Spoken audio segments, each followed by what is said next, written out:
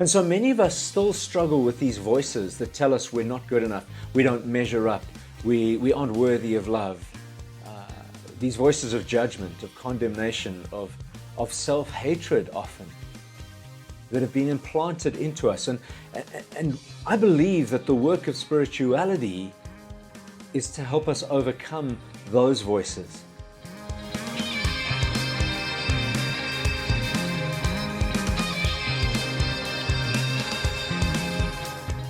Hello, Evolutionaries. I'm John from EvoFaith, and this is the EvoFaith podcast. If you've broken up with church, or if your relationship with the church can best be described as it's complicated, then this podcast is for you. Every week, we'll talk a bit more about how to create a customized, evolving, and evolutionary spirituality so that you can show up more fully, authentically, and courageously in your life and relationships. So welcome. A few years ago, I heard a TED talk by Eleanor Longden. And then I went and tracked down her book that she referenced in the talk. It's called Learning from the Voices in My Head. And she tells a story of suffering from schizophrenia, where the voices in her head got so angry, so aggressive, so threatening that she ended up in a padded cell in a psychiatric institution.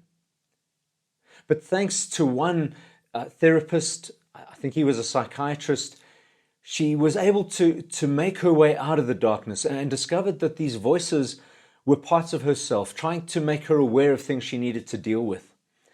And she went on to study and become a psychologist or a psychotherapist herself, and of course told her story and shared her talk.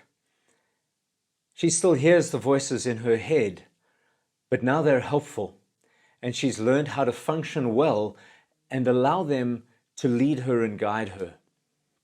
It was a wonderful story.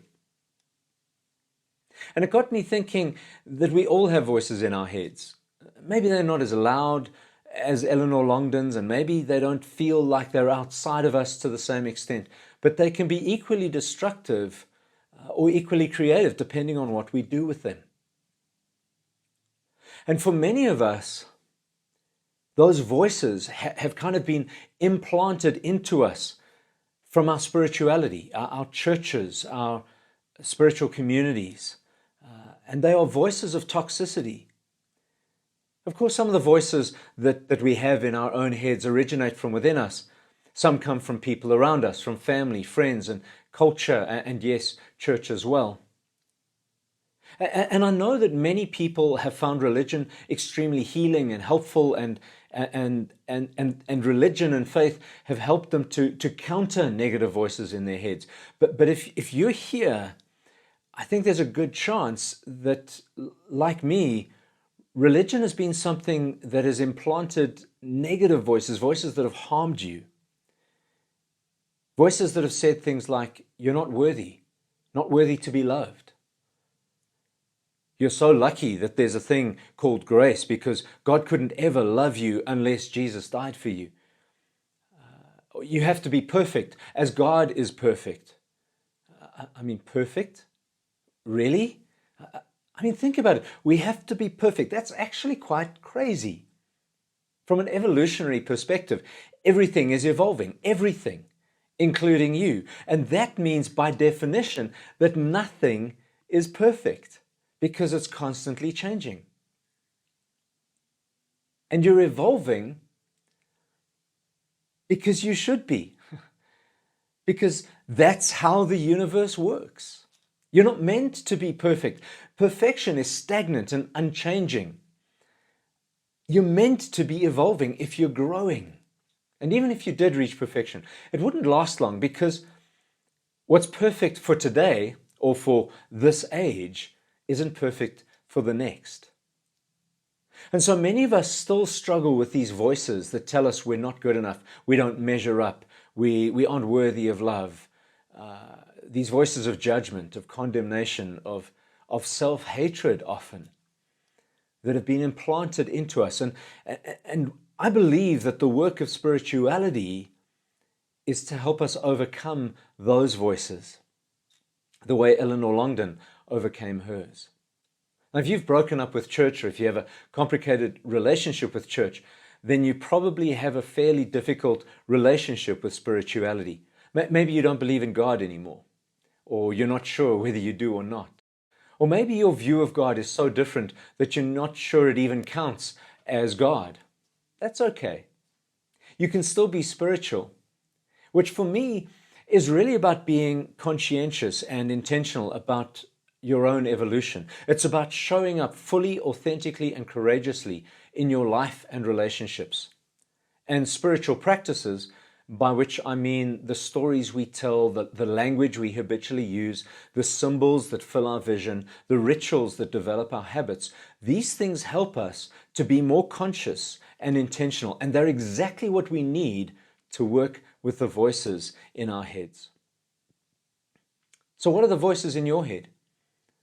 The ones that tell you that you're not enough, you're not worthy, you're not loved, or you're not lovable.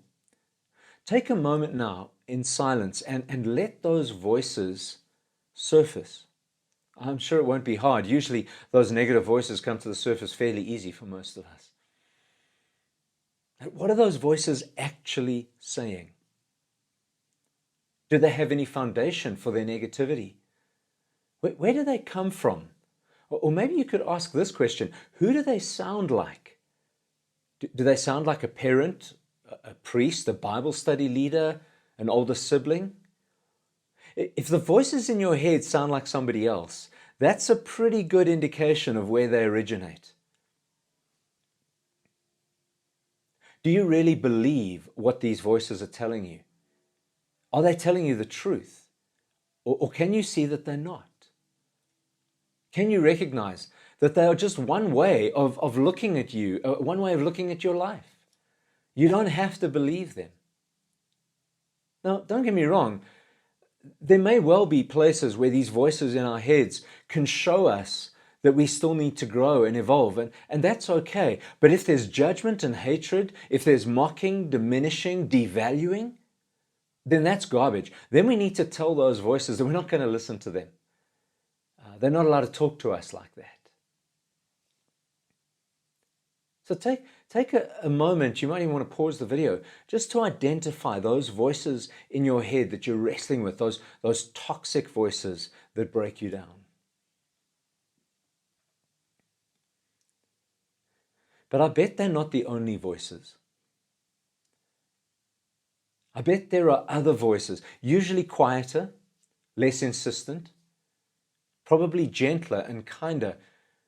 But because of all of that, they're much easier to miss, much easier to ignore. What do those voices say? Can you identify them? Can you hear them? The voices that remind you of goodness and of the kind things you've done for others. The voices that remind you of the love you've shared and how lovable you really are. What do these voices say? And can you hear the voice of God, however you might understand God or the universe or your higher self in them? Can you hear a voice of grace? How do you feel as you listen to these voices? And what can you do now to make a practice of listening to these voices regularly? Now, from my perspective, the goal of spirituality is to empower us to live more consistently from our best selves. And our best selves are the selves that are deeply connected with ourselves, with God, with others, with the world, or with the cosmos, with the universe. And by God, I don't necessarily mean the man in the sky. Feel free to interpret God in whatever way works for you, or drop God out of the equation if you need to. But all of these connections are needed. And then out of our connectedness, we're able to express compassion for ourselves, for others, for the world, where compassion is appropriate. And out of that compassion, we automatically become more generous and contributing, and we're able to give to others, to ourselves, to the world in a deeper way. But we can't find our best self. We can't live our best life when we feel bad about ourselves, when we think we're useless, unworthy, and unlovable. Then we just want to hide and do nothing. We're not going to risk anything. We're not going to create anything. We're not going to try anything. We're not going to connect with anyone in any way because we're too afraid of being judged attacked and told yet again how bad we are. So today, I want to encourage you to be more mindful and intentional about the voices in your head, especially if they've come from your religion. Don't believe any voice that condemns you. Turn down the volume on the negative, hateful voices that echo the people who've treated you badly. Learn from them, yes, where needed, which is when they speak to you about specific things you can do to change and to grow. Learn from them in those times and apply what they teach you. But don't listen when they speak about things you can't change, about who you are, about your character, about whether you're worthy of love. Turn down the volume on those voices and practice turning up the volume on the quiet voice of love and kindness and encouragement and hope. Make a practice of choosing to listen more to the voices that remind you that you were born worthy of love.